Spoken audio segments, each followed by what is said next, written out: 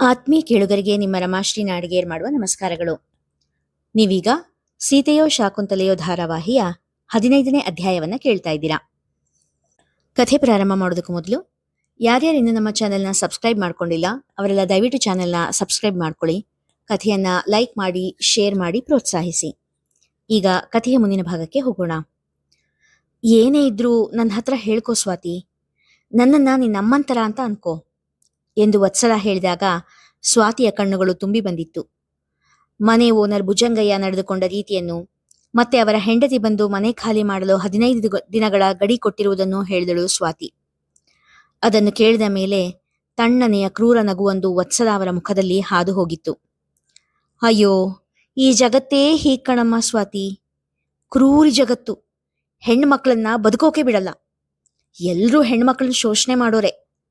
ಒಂಟಿ ಅಸಹಾಯಕ ಹೆಣ್ಣುಮಕ್ಕಳು ಅಂದುಬಿಟ್ಲಂತೂ ಜಗತ್ತು ತೋಳ ಆಗ್ಬಿಡುತ್ತೆ ಎಂದು ಹೇಳುತ್ತಾ ಕಣ್ಣು ತುಂಬಿಕೊಂಡರು. ಸ್ವಾತಿ ತಲೆ ತಗ್ಗಿಸಿ ಕಣ್ಣೀರು ಮಿಡಿಯುತ್ತಿದ್ದಳು. ಸ್ವಾತಿ, ಮಗು ಎಲ್ಲಮ್ಮ? ವತ್ಸಲ ಅವರ ಕಣ್ಣು ಸಿರಿಯನ್ನು ನೋಡಲು ಕಾತರಿಸುತ್ತಿತ್ತು. ಒಳಗಡೆ ಮಲಗಿದಾಳಮ್ಮ. ಸ್ವಾತಿ ಉತ್ತರ ಕೊಟ್ಟಾಗ, ಇಷ್ಟೊತ್ತಿಗೆ ಮಲಗಿದಾಳ? ಯಾಕೆ, ಹುಷಾರಾಗಿದ್ದಾಳೆ ತಾನೆ? ಮಮತೆಯಿಂದ ಕೇಳಿದರು. ಅವರ ದನಿಯಲ್ಲಿದ್ದ ಕಾಳಜಿಗೆ ರೀಮಾ ಹಾಗೂ ಸ್ವಾತಿ ಇಬ್ಬರೂ ಮನಸೋತರು. ಹಾಗೇನಿಲ್ಲಮ್ಮ, ಅವಳು ಸ್ವಲ್ಪ ನಿದ್ದೆ ಗುಮ್ಮಿ. ಇವತ್ತು ಅಲ್ಲಿ ಇಲ್ಲಿ ಎಲ್ಲ ಓಡಾಟ ಜಾಸ್ತಿ ಆಯ್ತಲ್ಲ, ಹಾಗಾಗಿ ನಿದ್ದೆ ಜಾಸ್ತಿ ಆಗಿದೆ ಅಷ್ಟೆ ಎಂದಳು ಸ್ವಾತಿ. ಸ್ವಾತಿ, ನೀನೇನು ಅನ್ಕೊಳ್ದೇ ಇದ್ರೆ ಒಂದು ಮಾತು, ಸಣ್ಣದಾಗಿ ಪೀಠಿಕೆ ಶುರು ಮಾಡಿದರು. ಅವರೇನು ಕೇಳಬಹುದೆಂದು ಊಹಿಸಿದ ಸ್ವಾತಿ ರೀಮಾಳ ಮುಖ ನೋಡಿದಳು. ರೀಮಾಳಿಗೂ ಅವಳ ಜೀವನದ ಪೂರ್ತಿ ಸತ್ಯ ತಿಳಿದಿರಲಿಲ್ಲ. ರೀಮಾ ಕೂಡ ಕುತೂಹಲದಿಂದ ವತ್ಸಲ ಅವರ ಪ್ರಶ್ನೆ ಮತ್ತು ಅದಕ್ಕೆ ಸ್ವಾತಿಯ ಉತ್ತರಕ್ಕಾಗಿ ಕಾಯುತ್ತಿದ್ದಳು. ಕೇಳಿಮಾ, ಸ್ವಾತಿ ಹೇಳಿದಾಗ, ನಿನ್ ಜಾತಕ ಇದ್ರೆ ಕೊಡ್ತೀಯಾ ಎಂದರು ವತ್ಸಲ. ಜಾತಕನಾ? ಅಚ್ಚರಿಯಿಂದ ಕೇಳಿದಳು ಸ್ವಾತಿ. ರೀಮಾ ಕೂಡ ಆಶ್ಚರ್ಯದಿಂದ ವತ್ಸಲ ಅವರನ್ನು ನೋಡಿದಳು. ಎಲ್ಲರಂತೆ ಅವರು ಕೂಡ ತನ್ನ ಮದುವೆ, ಗಂಡ ಇವರ ಬಗ್ಗೆ ಕೇಳಬಹುದು ಎಂದುಕೊಂಡಿದ್ದ ಸ್ವಾತಿ ಅವರು ಜಾತಕದ ಬಗ್ಗೆ ಕೇಳಿದಾಗ ಅಚ್ಚರಿಗೊಂಡಳು.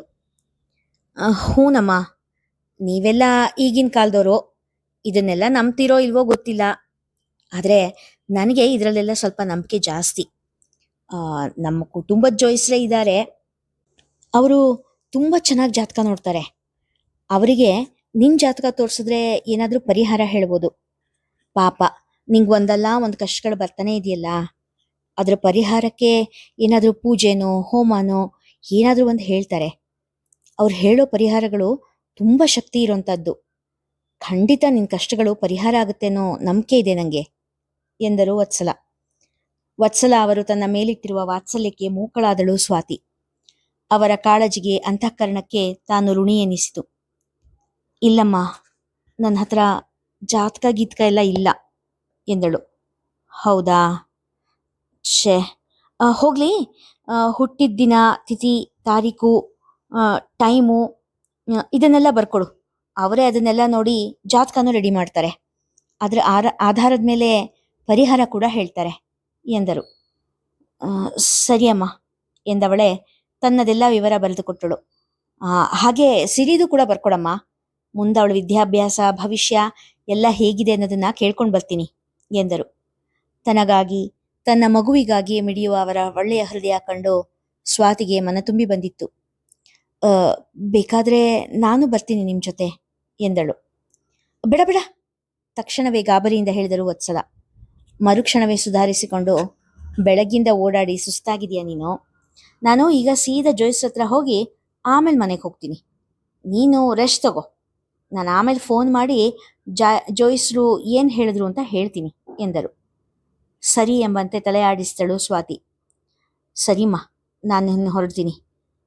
ಮಗು ಹುಷಾರು, ಯಾವುದಕ್ಕೂ ಯೋಚನೆ ಮಾಡಬೇಡ, ಎಲ್ಲ ಒಳ್ಳೆಯದೇ ಆಗುತ್ತೆ ಎಂದು ಹೇಳಿ ಪ್ರೀತಿಯಿಂದ ಅವಳ ತಲೆನೇ ಒರೆಸಿದರು.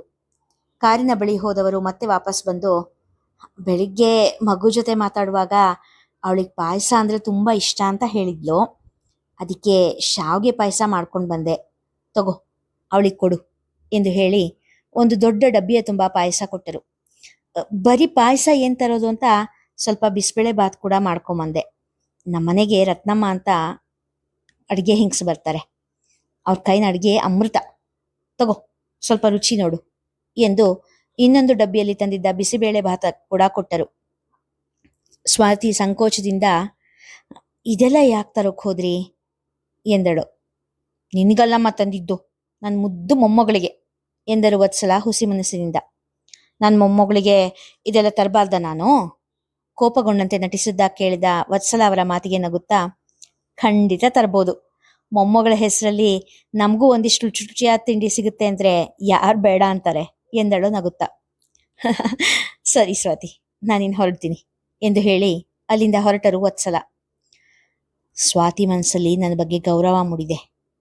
ಇನ್ನು ನಾನು ಮಗುನ್ ದತ್ತು ಕೇಳಿದ್ರೆ ಕೊಡಲ್ಲ ಅಂತ ನೇರವಾಗಿ ಹೇಳೋದಕ್ಕಾಗೋದಿಲ್ಲ ಎಂದು ಯೋಚಿಸಿ ತಮ್ಮ ಕುಟುಂಬದ ಜೋಯಿಸರ ಮನೆ ಕಡೆಗೆ ಕಾಲು ತಿರುಗಿಸುವಂತ ಹೇಳಿದರು. ಎಷ್ಟು ಒಳ್ಳೆಯವರಲ್ವಾ ಸ್ವಾತಿ? ಅಷ್ಟು ಶ್ರೀಮಂತೆ ಆದ್ರೂ ಒಂಚೂರು ಕೂಡ ಅಹಂಕಾರ ಇಲ್ಲ ನೋಡು.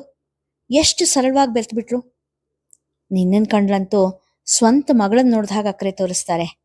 ರೀಮಾ ಹೇಳಿದಾಗ ಸ್ವಾತಿ ಕೂಡ ಹೌದು ಎಂಬಂತೆ ತಲೆ ಆಡಿಸಿದಳು. ಅವ್ರ ಹತ್ರ ಮಾತಾಡಿದ್ಮೇಲೆ ಮನ್ಸು ಯಾಕೋ ಹಗುರ ಅಂತ ಅನ್ನಿಸ್ತಿದೆ. ತುಂಬಾ ಒಳ್ಳೆ ಜನ. ನಮ್ಮಮ್ಮ ಯಾವಾಗ್ಲೂ ಹೇಳ್ತಾ ಇದ್ಲು, ಏನಾದ್ರೂ ಕೆಟ್ಟದ್ ನಡೆದ್ರೆ ಅದ್ರ ಹಿಂದೆನೆ ಒಳ್ಳೇದೇನೋ ನಡೆಯುತ್ತೆ ಅಂತ. ಆ ಕಾರ್ತಿಕನ್ ಘಟನೆಯಿಂದ ನಂಗೆ ಈ ಊರಲ್ಲಿ ಅಮ್ಮನ ಅಂತ ವತ್ಸಲ ಅಮ್ಮ ಸಿಕ್ಕಿದ್ರು ಎಂದಳು ತುಂಬಿ ಬಂದ ಕಣ್ಣನ್ನು ಒರೆಸಿಕೊಳ್ಳುತ್ತಾ. ವತ್ಸಲ ಅವರ ಸಿಹಿಯಾದ ಮಾತಿನ ಹಿಂದೆ ಇದ್ದ ಪಾಷಾಣದ ಅರಿವು ಗೆಳತಿಯರಿಬ್ಬರಿಗೂ ತಿಳಿಯದೇ ಹೋಗಿತ್ತು. ಸ್ವಾರ್ಥ ಸಾಧನೆಗಾಗಿ ಜನ ಯಾವ ಮಟ್ಟಕ್ಕೆ ಬೇಕಾದರೂ ಇಳಿಯಬಲ್ಲರು ಎಂಬುದರ ಪ್ರತ್ಯಕ್ಷ ಪ್ರಮಾಣ ಇನ್ನು ಮೇಲೆ ಸ್ವಾತಿಗೆ ಆಗುವುದರಲ್ಲಿತ್ತು. ಮಗುನ್ ಜಾತಕ ಇಲ್ಲ ಜೋಯಿಸ್ರೆ, ಅದು ಹುಟ್ಟಿದ ದಿನ ಟೈಮೂ ಇದೆ ಎಂದು ಹೇಳುತ್ತಾ ಸ್ವಾತಿ ಕೊಟ್ಟ ಚೀಟಿಯನ್ನು ಜೋಯಿಸರ ಬಳಿ ಕೊಟ್ಟರು ವತ್ಸಲ. ಜೋಯಿಸರು ಅದರ ಆಧಾರದ ಮೇಲೆ ಜಾತಕ ಬರೆದರು. ಸ್ವಲ್ಪ ಹೊತ್ತು ಅದನ್ನೇ ನೋಡುತ್ತಾ ಏನೇನೋ ಗುಣಾಕಾರ ಭಾಗಾಕಾರ ಮಾಡುತ್ತಿದ್ದರು. ತಮ್ಮ ಬೆರಳುಗಳನ್ನು ಮಡಸಿ ಎಣೆಸಿ ಲೆಕ್ಕ ಹಾಕುತ್ತಿದ್ದ ಜೋಯಿಸರ ಮೌನ ಸಹಿಸಲಾರದೆ, ಜೋಯಿಸ್ರೆ, ಹೆಂಗಿದೆ ಈ ಮಗು ಜಾತಕ ಎಂದು ಕೇಳಿದರು ತಮ್ಮ ಕುತೂಹಲ ತಡೆದಿಟ್ಟುಕೊಳ್ಳಲಾಗದೆ. ಉತ್ಕೃಷ್ಟವಾಗಿದೆ ಅಮ್ಮ, ತುಂಬಾ ಒಳ್ಳೆ ಜಾತಕ. ಆಯಸ್ಸು ಆರೋಗ್ಯ ಎಲ್ಲ ತುಂಬಾ ಚೆನ್ನಾಗಿದೆ. ರಾಜಯೋಗದ ಜಾತಕ. ತುಂಬಾ ಶ್ರೀಮಂತೆ ಆಗಿರ್ತಾಳೆ. ವಿದ್ಯೆಯಲ್ಲಿ ಕೂಡ ಸರಸ್ವತಿ ಅಂಶನೇ. ಹುಟ್ಟಿದ ಸ್ವಲ್ಪ ವರ್ಷ ಸ್ವಲ್ಪ ಕಷ್ಟ ಇದೆ, ಆದ್ರೆ ಆಮೇಲೆ ರಾಣಿ ಹಾಗಿರ್ತಾಳೆ ಎಂದರು ಜೋಯಿಸರು. ಸಿಹಿ ಸುದ್ದಿ ಹೇಳಿದ ಜೋಯಿಸರಿಗೆ 500ರ 2 ನೋಟನ್ನು ದಕ್ಷಿಣಿಯಾಗಿ ಕೊಟ್ಟು ತಮ್ಮ ಮನೆಯ ಹಾದಿ ಹಿಡಿದರು ವತ್ಸಲ. ಏನಂದ್ರೆ, ನಾನು ಸ್ವಾತಿ ಮನೆಗೆ ಹೋಗಿದ್ದೆ, ಸೂರ್ಯನಾರಾಯಣವರ ಬಳಿ ಹೇಳಿದರು. ಓದುತ್ತಿದ್ದ ಪುಸ್ತಕದಿಂದ ಕಣ್ಣು ತೆಗೆಯದೆ ಎಂದರು ಸೂರ್ಯನಾರಾಯಣ್. ನೋಡಿ ಇಲ್ಲಿ, ಆ ಮಗುನ್ ಜಾತಕನ ಜೋಯಿಸ್ರಿಗೆ ತೋರಿಸ್ಕೊಂಡು ಬಂದೆ ಎಂದವರ ಮಾತಿಗೆ ಏನೂ ಪ್ರತಿಕ್ರಿಯೆ ಬರದೇ ಇರಲು ಕೈಲಿದ್ದ ಪುಸ್ತಕವನ್ನು ಕಸಿದು ಪಕ್ಕದಲ್ಲಿಟ್ಟರು. ನನ್ನ ಮಾತು ಕೇಳಿಸ್ಕೊಳ್ರಿ, ಆ ಮಗು ಜಾತಕ ತುಂಬಾ ಒಳ್ಳೇದಿದೆಯಂತೆ, ಯಾವ ದೋಷ ಕೂಡ ಇಲ್ವಂತೆ, ರಾಣಿ ಹಾಗಿರ್ತಾಳೆ ಎಂದ್ರು. ಅಲ್ಲಿಗೆ ಅವಳು ನಮ್ಮ ಶರದಿಗೆ ದತ್ತು ಮಗಳಾಗಿ ಬರೋದು ಖಂಡಿತ ಎಂದರು ಖುಷಿಯಲ್ಲಿ. ಅದ್ ಹೆಂಗ್ ಹೇಳ್ತೀಯಾ? ಅದನ್ನು ಆ ನಿನ್ ಜೋಯಿಸ್ರೆ ಹೇಳಿದ್ರಾ? ಕೊಂಕು ನುಡಿದರು ಸೂರ್ಯನಾರಾಯಣ್. ನೇರವಾಗಿ ಹೇಳಲಿಲ್ಲ, ಹುಟ್ಟಿದ ಕೆಲವು ವರ್ಷ ಕಷ್ಟಪಡುತ್ತೆ, ಆಮೇಲೆ ಆ ಮಗು ರಾಣಿ ಹಾಗೆ ಬಾಳುತ್ತೆ ಎಂದ್ರು. ಅದ್ರ ಅರ್ಥ ಅದೇ ತಾನೇ? ಆ ಸ್ವಾತಿ ಇರೋ ಹುಟ್ಟಿಗೆ ಆ ಮಗುನ್ ರಾಣಿ ಹಾಗೆ ಬೆಳೆಸೋಕ್ ಸಾಧ್ಯನೇ? ನಮ್ ಶರದಿಗಾದ್ರೆ ಕೊಳ್ತು ಹೋಗೋಷ್ಟು ಆಸ್ತಿ ಇದೆ, ಅಲ್ಲಿಗೆ ಹೋದ್ಮೇಲೆ ಅವಳು ರಾಣಿ ಹಾಕ್ತಾನೆ ಇರ್ತಾಳೆ ಎಂದರು ತಮ್ಮದೇ ತರ್ಕ ಮುಂದಿಡುತ್ತಾ. ಸ್ವಾತಿ ಒಪ್ಪೋವರೆಗೂ ಶರದಿಗೇನು ಹೇಳ್ಬೇಡ ಪಾಪ, ಮೊದ್ಲು ಕೂಡ ಆ ರಾಗಿಣಿ ಮಗು ಬಗ್ಗೆ ಆಸೆ ಹುಟ್ಟಿಸಿ ನಿರಾಸೆ ಮಾಡಿದೀಯ ನೀನು ಎಂದರು. ಅಯ್ಯ, ಆ ರಾಗಿಣಿ ಮಗು ಜಾತಕದಲ್ಲಿ ಬರೀ ದರಿದ್ರಾನೇ ಇತ್ತು. ಅಂತ ಮಗುನ ದತ್ತು ತಗೊಂಡು ನಮ್ಮ ಶರದಿಗೆ ತೊಂದರೆ ಆಗಿದ್ರೆ ಅದಕ್ಕೆ ಬೇಡ ಅಂದಿದ್ದು ತಮ್ಮ ನಡೆ ಸಮರ್ಥಿಸಿಕೊಂಡಿದ್ದರು. ಆದ್ರೂ ಸ್ವಾತಿ ಒಪ್ಪದೆ ಹೋದ್ರೆ? ಸೂರ್ಯನಾರಾಯಣ್ ತಮ್ಮ ಸಂಶಯ ಮುಂದಿಟ್ಟರು. ಒಪ್ಪದೆ ಏನು, ಈಗಾಗ್ಲೇ ಆ ಮನೆ ಓನರು ಮನೆ ಬಿಡೋಕ್ ಹೇಳಿದ್ದಾರೆ.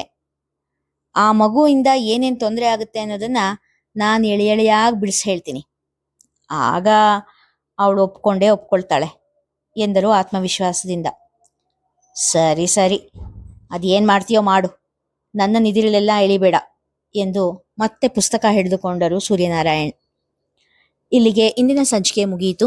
ಮುಂದಿನ ಕತೆ ಮುಂದಿನ ಸಂಚಿಕೆಯಲ್ಲಿ. ಕತೆ ಇಷ್ಟವಾಗಿದ್ರೆ ಹೆಚ್ಚು ಹೆಚ್ಚು ಜನರಿಗೆ ಶೇರ್ ಮಾಡಿ, ಕಥೆಯನ್ನ ಲೈಕ್ ಮಾಡಿ, ಹಾಗೆ ಕಮೆಂಟ್ ಸೆಕ್ಷನ್ ಅಲ್ಲಿ ನಿಮ್ಮ ಅಭಿಪ್ರಾಯ ತಿಳಿಸಿ ಪ್ರೋತ್ಸಾಹಿಸಿ. ಧನ್ಯವಾದಗಳು.